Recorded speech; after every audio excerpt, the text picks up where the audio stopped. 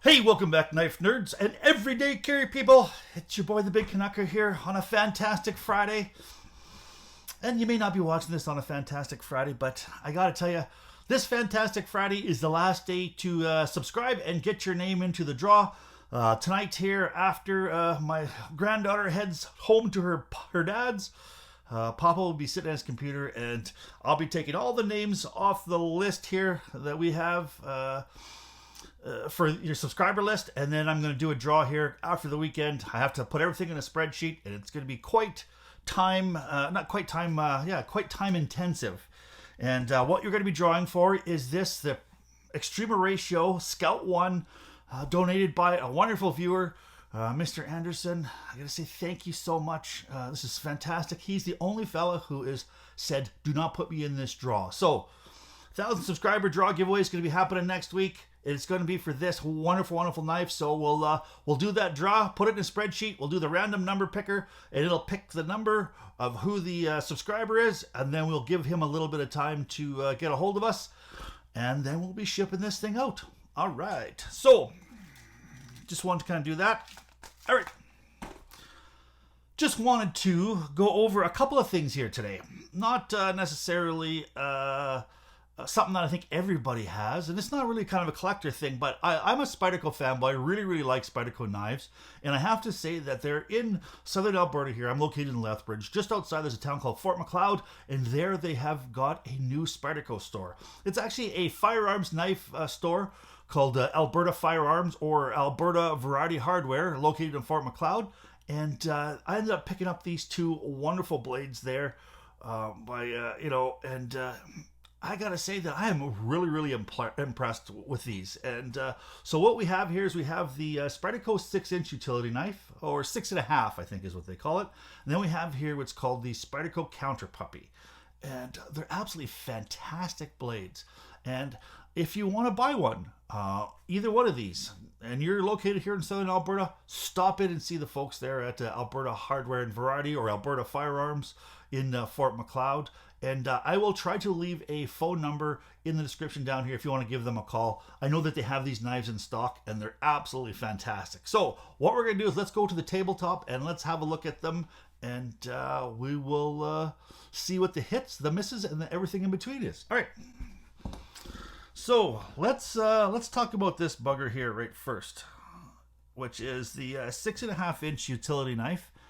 I'm just going to, this version actually comes in two different versions. It comes with a 6.5-inch knife, and it also comes with a 4.5-inch knife, and extremely sharp out of the box. I mean, it was crazy sharp out of the box. And that's one big thing here with kitchen knives that absolutely drives me crazy, is edge retention. Now, I know that you're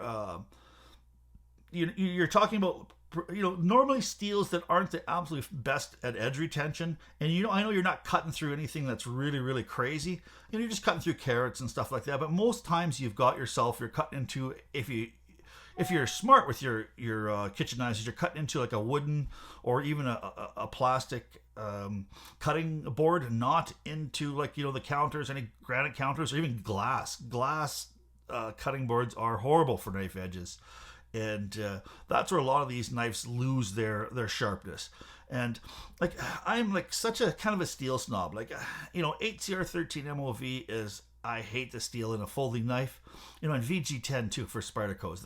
They've got lots of Spydercos in VG10, and I really don't like buying the pocket knives in a VG10, but you put it in a kitchen knife, and I really like it. It's totally strange. Now the steel that's in this particular knife here is called MBS 26, and this is made in Seki City, Japan, where, hey, those Japanese fellows, they know a whole lot about kitchen knives and heat treating. Now this MBS 26, if you have a look at that, like I say, a steel chart, it is not going to be the steel that ends it all, or the be all end all of steels. It's actually not nothing to write home about. But I guess that Spyderco has got a proprietary heat treatment for this that allows it to have some great edge retention, as well as some great flexibility to it as well. So and some stainlessness too as well. So let's quickly go over the technical specs on this here. All right, so your overall length is 10.81 inches with a 6.5 inch blade, but your cutting length is 6 inches. The MBS 26 steel, it is made in Seki City, Japan, and it is totally fully flat ground, and it's got really, really nice, really, really thin behind the edge geometry, but not so thin that I have to worry about chipping this edge.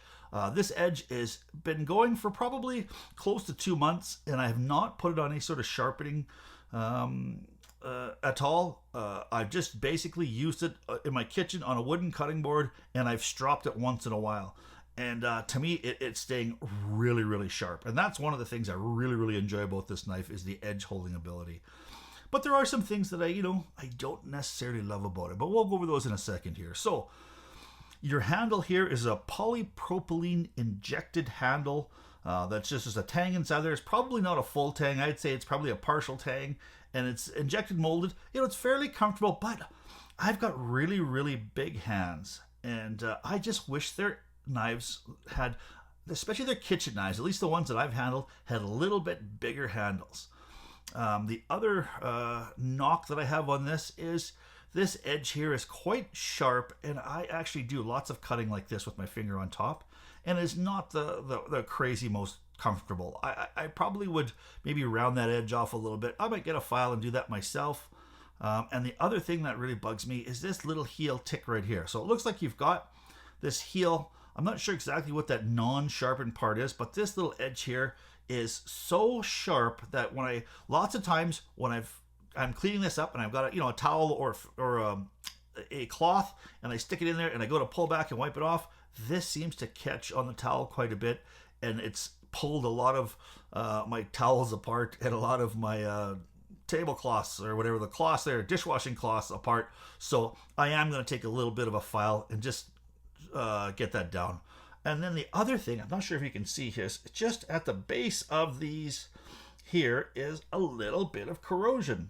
And I mean, there's some scratching here too as well, because I do keep this knife in a knife block, but I know my wife has thrown it in a jar with other knives, and that's the worst thing you can do for your kitchen knives is throw them in a big drawer. Always have your high-end nice knives in a block, and I put this one in a block because I really want to keep this nice and sharp and going. So as far as length, it's 6.5 inches. It's really good length. I use this predominantly to do lots of my vegetable cutting. It goes through them like a hot knife through butter.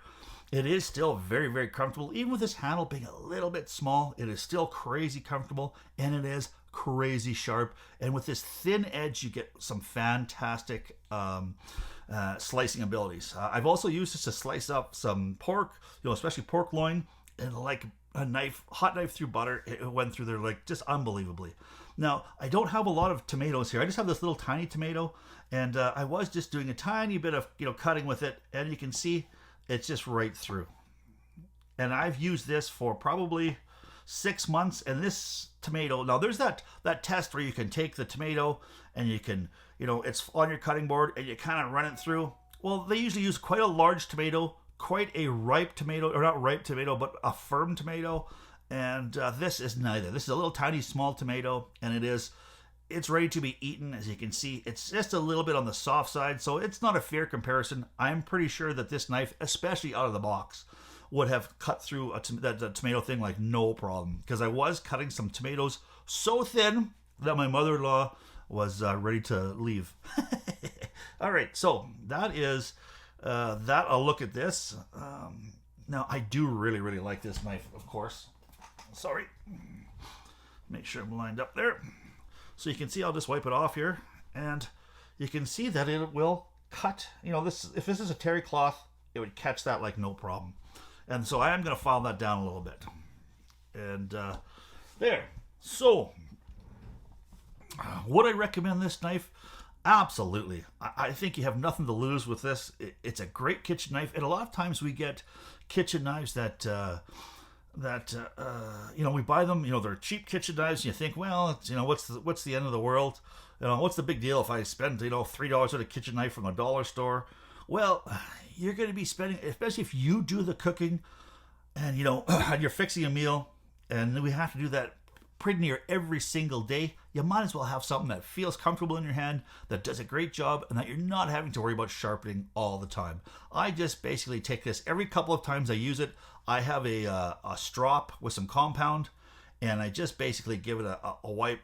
I give it 10 strokes on each side, and that's all I've done to this knife for the last 2 months, and it is still extremely, extremely sharp, which is a real testament to the MBS 26 and Spyderco heat treatment. Now, in the States, this is a $60 MSRP. I don't know what they are street price. I would say probably around, high 30s, low 40s. And the 4.5 inch version of this is MSRP of $50. I'm going to guess it's somewhere kind of mid to high 20s, low 30s for that. And I mean, for the extra $10, you're getting 2 inches. Hey man, if I had an extra 2 inches for $10, I'd spend that money every day and twice on Sundays. All right, so that is that scale. I'm going to give these guys ratings at the end here. Now, the next one here is called I'm just going to put this aside here. This is called the Spyderco Counter Puppy. And I got to say, I really like this knife. It has a lot of real attributes that I think is absolutely fantastic. Now, you can't see this, but it does have, the shape here is built like a little puppy. So it's got the 4 legs. There's no tail on it, but it allows you to set the knife down on your cutting board without worry about damaging the end or anything like that. And it's just easy to grab and put down. It's absolutely no problem. So let's go over the specs on this particular knife here. So the overall length is 6.97 inches. Your blade thickness is 2 millimeters. Oh, and that's the one thing I didn't do on the blade thickness here. See, this is 2 millimeters. This is 1.3 mils on this utility knife. Sorry, I forgot to mention that, guys. All right. The blade length is 3.48 inches, or perfect EDC size. Edge length of 3.29. Great edge length on this. Your steel is 7CR13 or 7CR17, which I do believe is, I would say it's an upgrade because this has got fantastic edge holding ability. Your weight here is 1 ounce, and it's fully flat ground, and this is actually built in China. So I know that Spyderco knives that are built in China, let's see, the Tenacious, the Resilience, I know those are fit and finish on there are fantastic. The edge grind is fantastic. I've had no issues with them whatsoever. I just prefer the higher grade steels. So this here, like I said, the only issue I have perhaps is maybe just a little bigger handle, just because I've got such big hands. But other than that, I really like the fact that it's a stiffer steel than this. That is one of the knocks I have on this, is I wish this was just a little bit stiffer.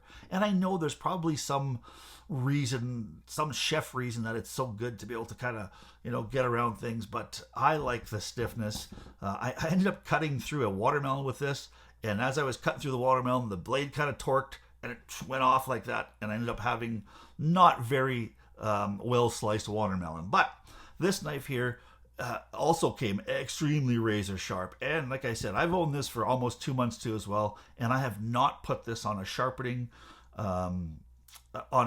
stone whatsoever. I've just basically stropped it a little bit, and the same thing. It just is going through this old tomato, and it is older tomato that's overripe, and it's just through like nothing.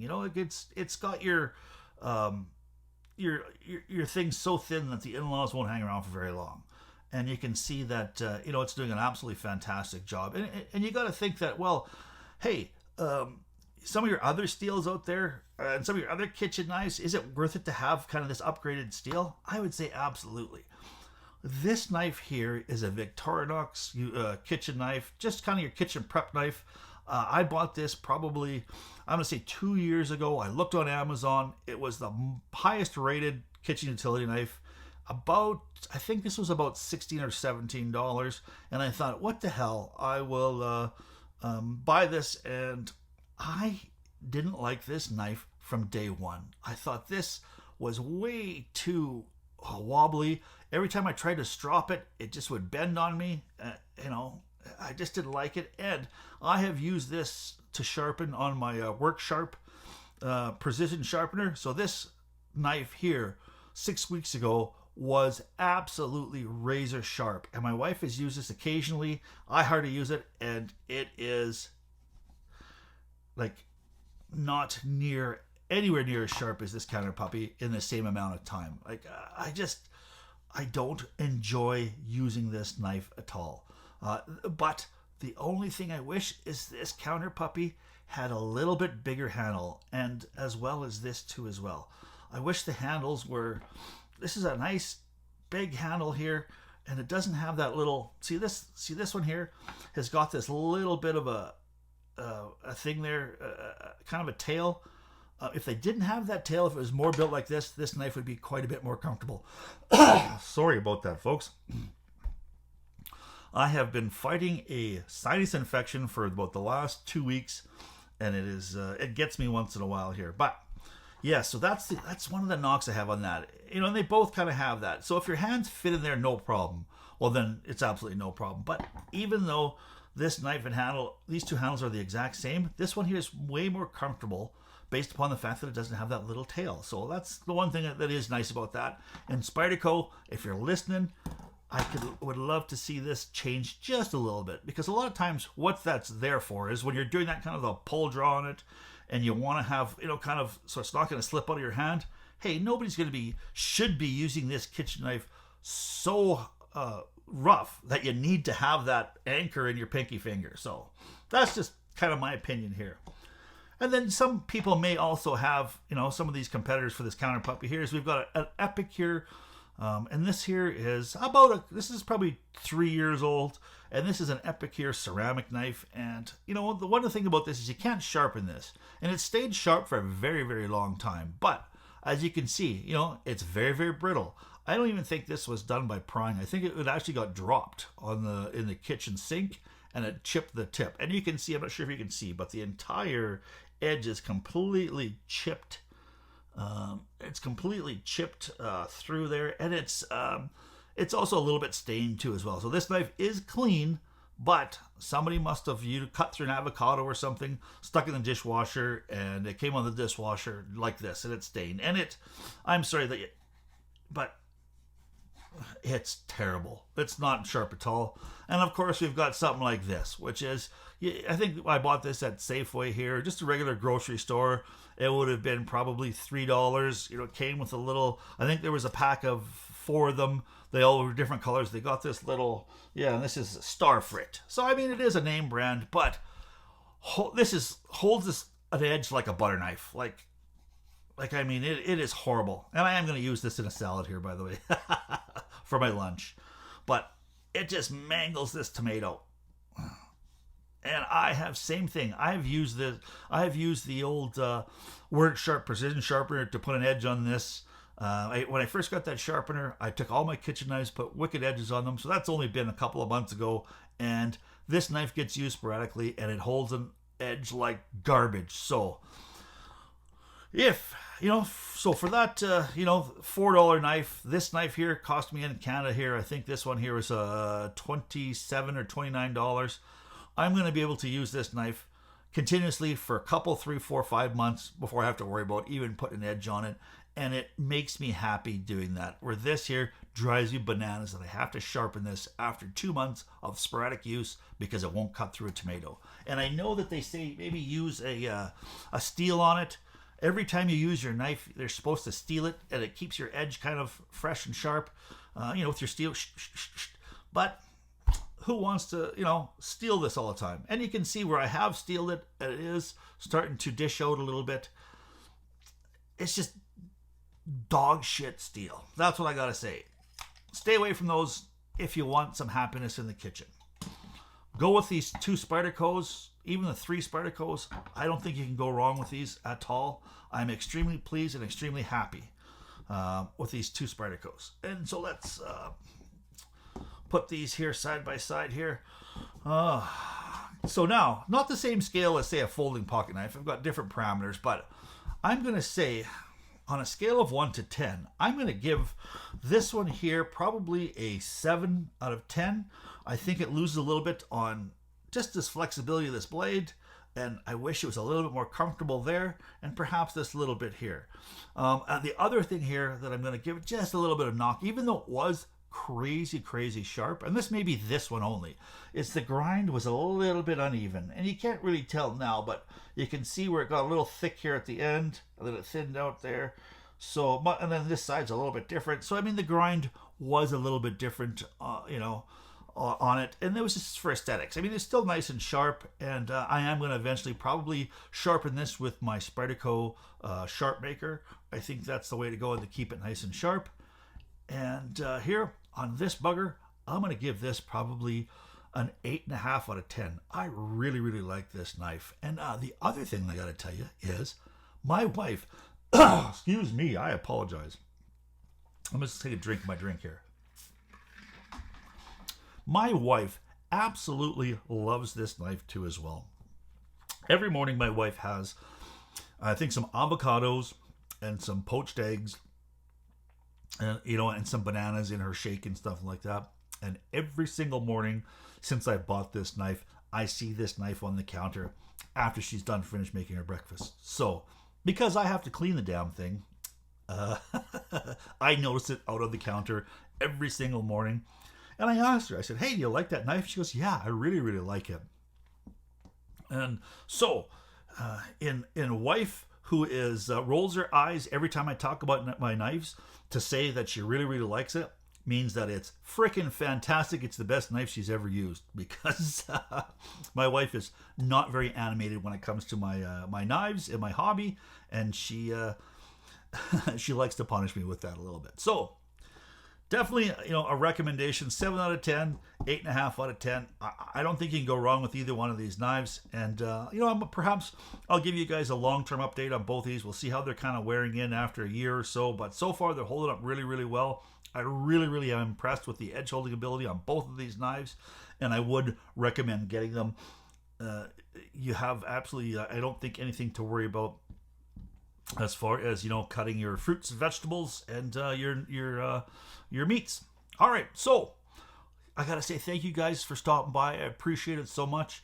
If you like what you heard and like what you saw, don't forget to give me the subscription as well as the thumbs up. This is the last day to get in on the Extreme Ratio Scout 1, which is a fantastic knife courtesy of Patrick Anderson. Thank you so much, sir. So don't forget to keep your stick on the ice, the shiny side up. This is the Big Canucker saying adios.